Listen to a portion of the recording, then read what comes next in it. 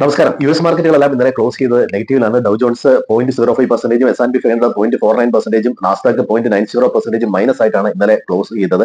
പ്രധാനമായും ഓപ്പൺ എയുമായി ബന്ധപ്പെട്ട അവരുടെ ഗ്രോത്തിൽ ഒരു പ്രധാനപ്പെട്ട ഒരു കൺസേൺ പറഞ്ഞതിനെ തുടർന്നാണ് ഈ തരത്തിലെ എ റിലേറ്റഡ് സെമി കണ്ടക്ടർ സ്റ്റോക്കുകളിലെല്ലാം ഒരു സെല്ലിംഗ് പ്രഷർ വന്നത്. അവരുടെ ന്യൂ യൂസേഴ്സിനും അതുപോലെ റവന്യൂലുള്ള ടാർഗറ്റിലും ഒരു സംശയം പ്രകടിപ്പിച്ചതോടുകൂടിയാണ്, അതായത് അത് എത്താൻ സാധ്യത കുറവാണ് എന്നുള്ള രീതിയിൽ ഒരു വിലയിരുത്തൽ വന്നാണ് പ്രധാനമായും ഓപ്പൺ എ ഇന്നലെ നെഗറ്റീവായിട്ട് ക്ലോസ് ചെയ്തത്. അവർ സ്റ്റാർട്ടപ്പുകൾ അത്തരത്തിൽ ഇത്തരം കമ്പനികളിലുള്ള ഈ നിക്ഷേപം ഒരു ബബിൾ ആണെന്ന് തന്നെ ഇതിനു മുമ്പ് ഒരു ധാരണ ഉണ്ടായിരുന്നു. അപ്പോൾ അതേ തുടർന്ന് ഒരു സമയത്ത് മാർക്കറ്റ് അന്ന് കറക്റ്റ് ചെയ്തതാണ്. വീണ്ടും ഇതുപോലെ ഒരു ഗ്രോത്ത് കൺസേൺ വന്നതിനെ തുടർന്നാണ് ഐ ടി ഓപ്പൺ ഐയുമായി റിലേറ്റ് ചെയ്യപ്പെട്ട അത് ആർട്ടിഫിഷ്യൽ ഇന്റലിജൻസുമായിട്ട് ബന്ധപ്പെട്ട കമ്പനികളെല്ലാം ഇതുപോലെ ഒരു സെൽ ഓഫ് വന്നാണ് പ്രധാനമായിട്ട് അമേരിക്കൻ മാർക്കറ്റ് ഇന്നലെ മൈനസിലാവാനുള്ള പ്രധാനപ്പെട്ട കാരണം. അതുപോലെ തന്നെ യുദ്ധത്തെ സംബന്ധിച്ചിടത്തോളം ഇറാനും യു.എസും തമ്മിലുള്ള ചർച്ചകൾ പാകിസ്ഥാനിലും മറ്റു പല രാജ്യങ്ങളും ഒക്കെ മീഡിയേറ്റർ ആയിട്ട് നിന്നുകൊണ്ട് ചർച്ച തുടരുകയാണ്.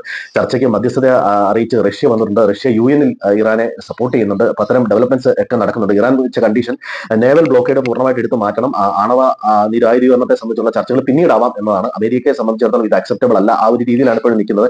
അനിശ്ചിതത്വം തുടരുകയാണെങ്കിലും ചർച്ചകൾ നടക്കുന്നുണ്ട്. ഇതിനിടയ്ക്ക് ഒപ്പക്കിൽ നിന്ന് UAE പിന്മാറിയിരിക്കുകയാണ്. പ്രധാനമായിട്ട് ഇനി രണ്ട് രാജ്യങ്ങളെ ഉള്ളൂ. ഏതാണ്ട് 1967-69 മുതൽ ഒപ്പക്കിൽ ഉണ്ടായിരുന്ന ഒരു രാജ്യമാണ് UAE.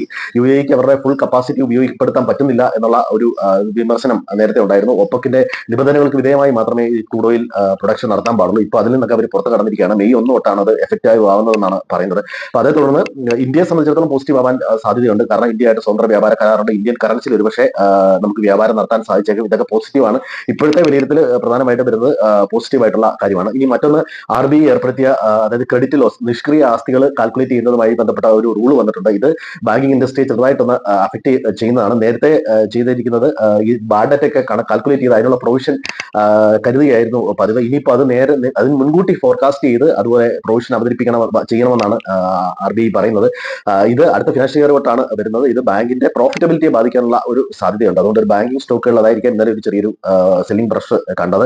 ഇന്ത്യൻ മാർക്കറ്റുകളെല്ലാം വീണ്ടും ഒരു ചെറിയ സെല്ലിംഗ് പ്രഷറോടുകൂടിയാണ് ഇന്നലെ അവസാനിച്ചത്. 23,800 23,500 ലെവലുകളൊക്കെയാണ് ഇപ്പോൾ ഇമീഡിയറ്റ് സപ്പോർട്ട് ആയിട്ട് നിൽക്കുന്നത്. 24,100 24,200 ലെവലൊക്കെ റെസിസ്റ്റൻസ് ആയിട്ട് നിൽക്കുന്നു. ഇനി ഇന്ന് വരാനിരിക്കുന്ന പ്രധാനപ്പെട്ട ഡേറ്റ യുഎസിന്റെ ഫെഡ് ഇൻട്രസ്റ്റ് റേറ്റിനെ സംബന്ധിച്ചുള്ള ഡിസിഷനും ഫെഡ് ചെയർമാന്റെ അനൗൺസ്മെന്റുമാണ്. അതുകൂടാതെ റിസൾട്ട് വരാനുള്ള Bajaj finance, Adani power, Indian bank, federal bank, Fino payment, force മോട്ടോഴ്സിന്റെ ഒക്കെ റിസൾട്ട് ഇന്നുണ്ട്. അതുകൂടാതെ ഇന്ത്യയിൽ ഇൻഡസ്ട്രിയൽ പ്രൊഡക്ഷൻ ഔട്ട്പുട്ട് സ്ലോ ആവുന്നു എന്നുള്ളൊരു വാർത്തയുണ്ട്. ഏതാണ്ട് 5 മാസത്തെ ലോയിലേക്കാണ് വന്നത്. 4.1% ഒക്കെ ആണ് വന്നിരിക്കുന്നത്. അതുപോലെ മാർക്കറ്റിലെ ഓപ്ഷൻ രംഗത്തൊക്കെ മാർക്കറ്റ് വോളറ്റാലിറ്റിക്ക് അനുസരിച്ച് പുതിയ സ്ട്രൈക്ക് പ്രൈസ് ഇൻട്രൊഡ്യൂസ് ചെയ്യാനൊക്കെ സെബിയുടെ ഭാഗത്തു നിന്നുള്ള ഒരു തീരുമാനം നടക്കുന്നുണ്ട്. മിഡ് ക്യാപ്പ് സ്മോൾ ക്യാപ്പ് സ്റ്റോക്കുകളിലൊക്കെ ബൈങ് കാണുന്നുണ്ട്. യുദ്ധം സംബന്ധിച്ചുള്ള വാർത്തകൾ തന്നെയാണ് വീണ്ടും ഇപ്പോഴും ലൈൻലൈറ്റിൽ തന്നെ നിൽക്കുന്നത്. എല്ലാവർക്കും